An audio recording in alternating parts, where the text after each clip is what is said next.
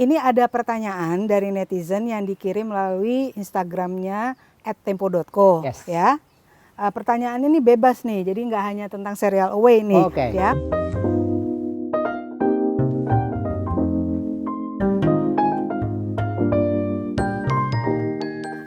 Pertama dari @shodik_syahab.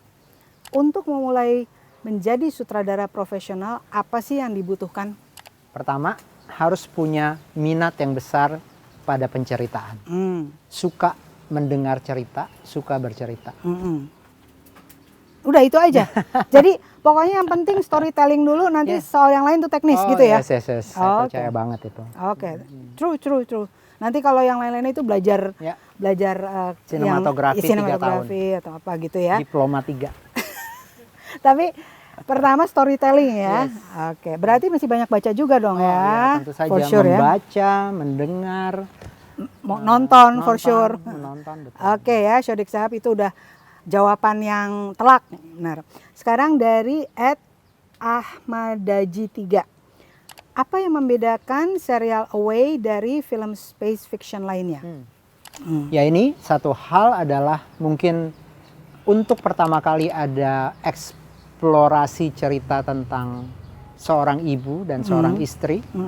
Dan juga mungkin karena dia ibu dan istri, ada dinamika kepemimpinan yang berbeda di dalam sebuah spaceship, dalam sebuah ekspedisi antariksa yang memang jadinya berbeda gitu ya. Sensibility-nya beda atau kepekaan berceritanya menjadi beda. Oke.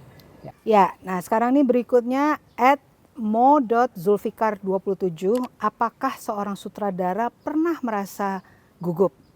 Dan bagaimana cara mengatasi kegugupan itu? Ayo, Riri pernah gugup nggak? Kalau gugup itu setiap waktu sih. Maksudnya gini, menjadi sutradara itu mengambil keputusan untuk begitu banyak orang. Itu yang kita harus lakukan hampir setiap waktu ya. Apalagi Riri sering menyutradarai anak-anak ya? Iya, anak-anak. Saya menyutradarai orang non profesional, sering. Betul. Jadi saya sering sekali harus mengambil keputusan yang cepat. Kemudian ada sekitar 100 orang lebih yang nungguin saya di belakang. Keputusannya you better be right gitu. Jadi gugupnya itu.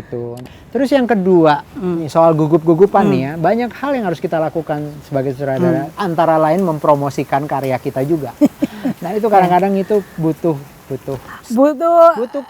ketenangan tersendiri ya gitu. Kadang-kadang kita harus menerima kritik secara terbuka di era sosial media sekarang.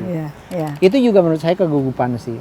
Dulu zaman saya awal bekerja di 20 tahun yang lalu kan ya, Mbak Lela tahu nggak ada sosial media kan. Jadi kita lebih rileks dengan segala sesuatu gitu. Sekarang film kita bisa dinilai oleh siapapun, kapanpun, instant.